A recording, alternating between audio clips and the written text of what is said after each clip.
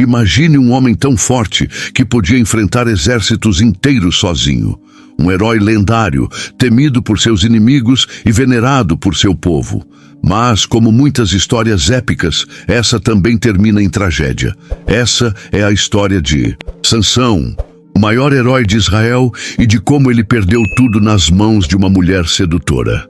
A história começa em um tempo sombrio para Israel. Os filisteus dominavam a terra, espalhando terror e opressão. Eles invadiam vilarejos, saqueavam colheitas e escravizavam o povo. Nesse cenário de desespero, Deus tinha um plano. Em um pequeno vilarejo vivia Manoá e sua esposa, uma mulher estéril, vista naquela época como amaldiçoada. Até que, um dia, algo extraordinário aconteceu. Um anjo do Senhor apareceu para ela no campo. Ele disse: "Você conceberá e dará à luz um filho. Ele será nazireu, consagrado a Deus desde o ventre, e libertará Israel das mãos dos filisteus." Esse menino seria Sansão, escolhido por Deus para uma missão especial. Seu cabelo nunca poderia ser cortado, um sinal visível de sua aliança com Deus. Desde criança, Sansão sabia que era diferente. Enquanto outras crianças brincavam livremente, ele tinha regras estritas a seguir. Seu cabelo longo era um lembrete constante de que sua vida não lhe pertencia, mas sim a Deus. Ele não era apenas uma criança, era um escolhido, um símbolo vivo da presença divina entre os israelitas. À medida que crescia, Sansão percebeu o poder que possuía. Seu físico era imponente, braços fortes como troncos de árvores e um olhar penetrante que intimidava qualquer um. Mas o que o tornava especial não era apenas sua aparência, mas a força que vinha diretamente de Deus. Em uma ocasião, Sansão enfrentou o impossível. 1000 filisteus armados o cercaram. O chão tremia sob o peso de suas botas, e o brilho de suas espadas refletia o sol. Eles riam, confiantes de que sua superioridade numérica seria suficiente para derrotá-lo. Mas Sansão não recuou. Seus olhos ardiam com uma determinação feroz. Ele não tinha armas, apenas uma queixada de jumento que encontrou no chão. Com ela, avançou contra os inimigos.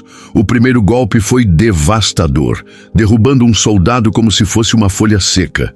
Antes que os outros pudessem reagir, Sansão já havia causado um caos indescritível. Os gritos dos homens ecoaram quando os filisteus perceberam que não enfrentavam um homem comum. A queixada de jumento chocava-se contra escudos e quebrava ossos com a força de um trovão. Quando tudo terminou, Sansão permanecia de pé, ofegante, enquanto ao seu redor jaziam 1000 homens caídos. A notícia desta vitória se espalhou como fogo por todo o território. Os israelitas o receberam como um salvador, um símbolo vivo da força divina que ainda habitava entre eles. Mas para os filisteus, Sansão não era apenas um homem, ele era uma maldição. Apesar de sua força, Sansão enfrentava uma batalha interna. Ele era temido por seus inimigos e venerado por seu povo, mas quem poderia conhecer o homem por trás da força? Foi nessa solidão que Dalila entrou em sua vida.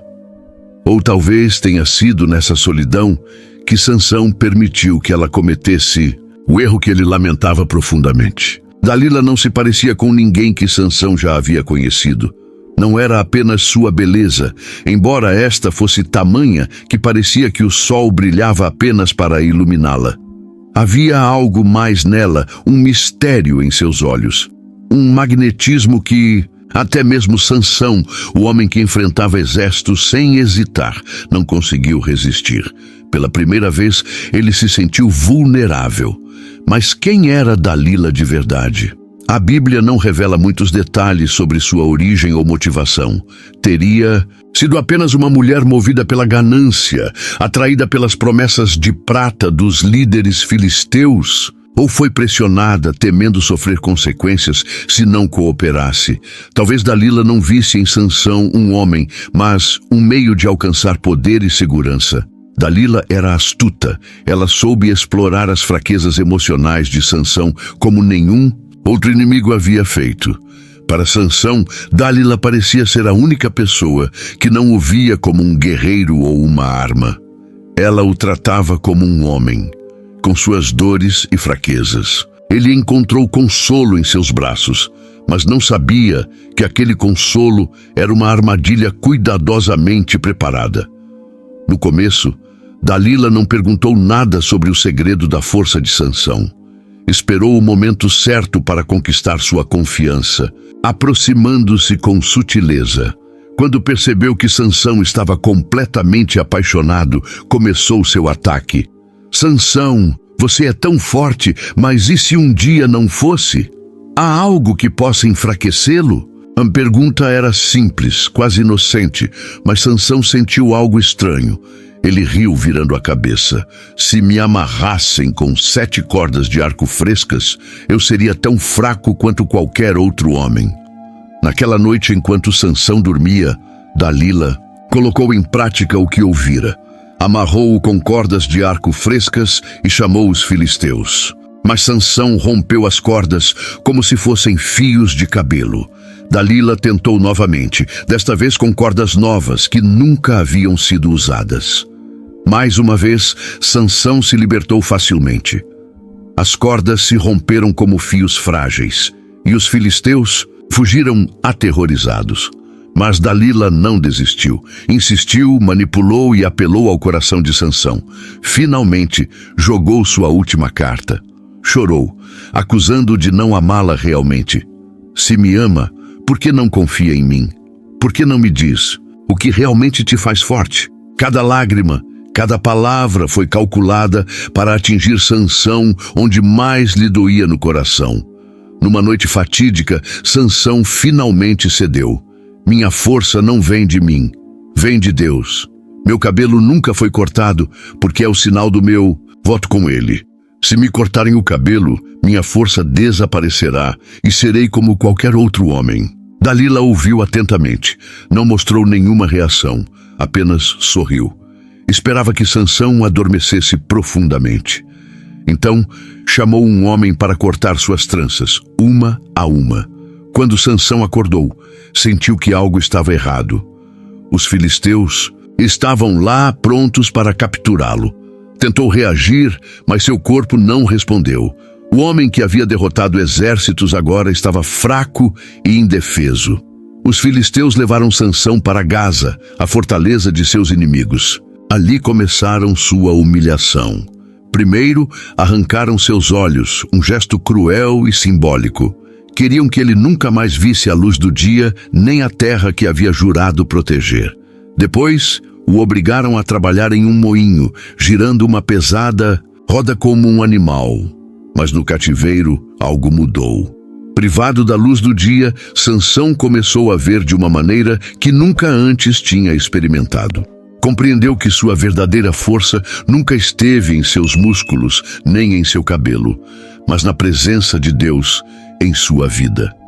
Enquanto seus inimigos riem de sua queda, algo aconteceu em silêncio, o símbolo de sua aliança com Deus. Seu cabelo começou a crescer novamente. Enquanto trabalhava cego e humilhado no moinho, Sansão orou. Pela primeira vez em muito tempo, ele não orou com arrogância nem pediu vitórias. Fez uma oração de arrependimento. Reconheceu que havia falhado não só consigo mesmo, mas também com Deus e com seu povo. Os filisteus planejaram uma grande festa em honra a Dagon, seu Deus. Queriam celebrar a captura de Sansão e mostrar sua vitória sobre o homem que tantos haviam atormentado. O templo de Dagon estava lotado com milhares de pessoas reunidas, incluindo os líderes filisteus. Riam, brincavam e dançavam em triunfo. "Tragam o herói de Israel!" gritou um dos líderes. Sansão foi levado ao templo, guiado por um jovem servo. tropeçou pelo caminho, mas quando chegou ao centro da celebração, algo mudou. Embora não pudesse ver, pediu ao jovem que o colocasse entre as duas colunas principais do templo. Lá, tocou as pedras frias com suas mãos, sentindo cada fissura e cada imperfeição. Sabia o que tinha que fazer. Sua oração foi diferente dessa vez. Senhor Jeová, dá-me forças apenas uma vez mais. Não era um pedido arrogante nem egoísta, mas um grito de arrependimento e entrega total. Sansão sabia que sua vida estava chegando ao fim, mas também entendia que mesmo em sua fraqueza, Deus poderia usá-lo para algo grande. Sentiu uma energia que acreditava ter perdido para sempre. Plantou seus pés firmemente no chão, colocou as mãos sobre as colunas e com um grito que ecoou como um trovão, declarou: morra com os filisteus. As colunas começaram a ceder. Os risos da multidão se transformaram em gritos de pânico quando pequenas rachaduras apareceram nas pedras. Em um último esforço, Sansão empurrou com todas as suas forças. As colunas desabaram e o templo ruiu, enterrando milhares de filisteus, incluindo seus líderes. No meio dos escombros havia um silêncio sagrado.